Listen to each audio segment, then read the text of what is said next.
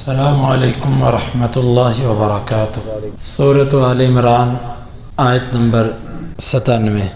اعوذ باللہ السمیع العلیم من الشیطان الرجیم من ھمزہ ونفخہ ونفثہ۔ فیہ آیات بینات، اس میں واضح نشانیاں ہیں۔ مقام ابراہیم ہے۔ ومن دخلہ کان آمنا، اور جو اس میں داخل ہوگا وہ امن والا ہو جائے گا۔ وَلِلَّهِ عَلَى النَّاسِ حِجُّ الْبَيْتِ مَنِ اسْتَطَاعَ إِلَيْهِ سَبِيلًا، اللہ کے لیے لوگوں پر بیت اللہ کا حج فرض ہے، اس کے لیے جو اس کی طرف راستے کی طاقت رکھتا ہو۔ وَمَن كَفَرَ فَإِنَّ اللَّهَ غَنِيٌّ عَنِ الْعَالَمِينَ، اور جو کوئی ناشکری کرے گا بے شک اللہ تعالیٰ جہان والوں سے بے پرواہ ہے۔ اس بیت اللہ میں واضح نشانیاں ہیں۔ یہ واضح نشانیاں کیا ہیں؟ واضح نشانیاں ظاہراً بھی ہیں اور باطناً بھی۔ ظاہری طور پر تو اس میں نشانی ابراہیم علیہ السلام اور پھر اسماعیل علیہ السلام اور پھر صفا اور مروہ کے چکر، اور پھر اسی طرح مینا کے مقام پر ابراہیم علیہ السلام کے ساتھ جو شیطان کا وسوسے ڈالنے والا معاملہ، اور یعنی کہ اس پورے کے اندر نشانیاں بہت زیادہ ہیں۔ ایک تو یہ ہے، اور اسی طرح دوسری نشانیاں کہ اللہ تعالیٰ کی اس گھر کو دیکھنے کے بعد اللہ تعالیٰ کی عظمت اور اس کی شان اور جلالت دل کے اندر آ جاتی ہے کہ یہ اللہ تعالیٰ کا ایسا گھر ہے کہ جس کے لیے کوئی بھی بندہ غلط ارادے سے آیا تو وہ کامیاب نہیں ہو سکا۔ اب رہا جیسا سرکش انسان اپنا پورا لشکر اور پوری طاقت لے کر آیا، اللہ تعالیٰ نے اس کو رسوا کر دیا، کامیاب نہیں ہونے دیا۔ یہ نشانی ہے۔ حتیٰ کہ جو کافر اور مشرک تھے وہ بھی اس بیت اللہ کا احترام کرتے تھے۔ یہ نشانی تو ہے، یعنی بیت اللہ کو آپ دیکھیں، اللہ تعالیٰ کی عظمت اور رعب آپ کے دل میں آ جائے گا، اور اسی طرح اس کا احترام اللہ تعالیٰ نے دلوں میں ڈال دیا ہے۔ اور اس کو دیکھنے سے خالی وہ ایک عبادت نہیں بلکہ عبادت کے ساتھ ساتھ اس کے پیچھے ایک بہت بڑی تاریخ ہے۔ باپ بیٹے کی قربانیاں، اور ایک عظیم نبی کا اپنی بیوی کو اور اپنے شیر خوار بچے کو وہاں پر چھوڑ دینا، اور پھر وہاں سے زمزم کا کنواں نکلنا، چشمہ نکلنا، اور پھر صفا اور مروہ کے چکر، یہ سب کی سب نشانیاں وہاں پر۔ فیہ آیات بینات، اس میں واضح نشانیاں اللہ کی قدرت پر، اللہ کی عظمت پر، اس کی جلالت پر، ان سب چیزوں پر اس میں نشانیاں۔ مقام ابراہیم ان نشانیوں میں سے ایک مقام ابراہیم ہے۔ مقام ابراہیم سے کیا مراد ہے؟ کچھ کہتے ہیں اس سے مراد حجر اسود ہے، کچھ کہتے ہیں کہ نہیں، اس سے مراد وہ پتھر ہے جس پہ ابراہیم علیہ السلام نے کھڑے ہو کر بیت اللہ کو تعمیر کیا تھا، اور کچھ کہتے ہیں کہ وہ نشان ہے جو اس پتھر کے اوپر ابراہیم علیہ السلام کے پاؤں سے پڑ گئے تھے، وہ ہے۔ اور کچھ کہتے ہیں کہ نہیں، مقام ابراہیم سے مراد پورے حج ہے، پورا حج، یعنی کہ بیت اللہ بھی، صفا مروہ بھی، مینا، مزدلفہ، عرفات، یہ ساری جگہ مقام ابراہیم ہے، کیونکہ ابراہیم علیہ السلام نے ہی یہ ساری کی ساری جگہوں پر حج کیا اور لوگوں کو سکھایا، تو گویا کہ یہ ساری جگہ مقام ابراہیم ہے۔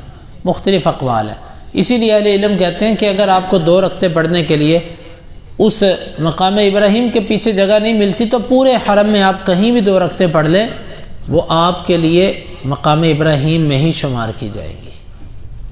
یہ ابھی تقریباً بہت سارے اہل علم، سعودی علماء یہ فتویٰ دیتے ہیں۔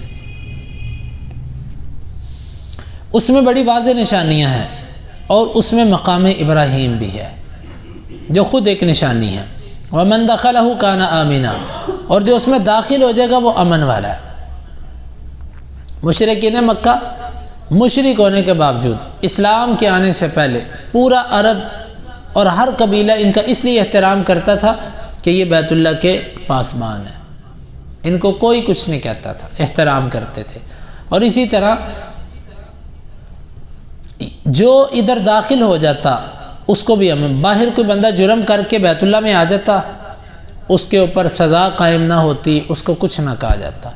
یہاں تک تعظیم تھی کہ اگر کوئی بندہ اپنی آنکھوں کے سامنے اپنے باپ کے قاتل کو دیکھ رہا ہے تو اس کو یہ رعب اور دبدبہ اس کے اوپر غالب ہوتا تھا، وہ اس کو پکڑ نہیں سکتا تھا، کہتا تھا یہاں سے نکلے گا تو پکڑوں گا۔ جو بھی اس میں داخل ہوتا ہے وہ امن والا ہو جاتا ہے۔ ایک تو اس کے بدن کو ظاہری طور پر امن مل جاتا ہے، دوسرے اعتبار سے روحانی طور پر بھی امن ملتا ہے۔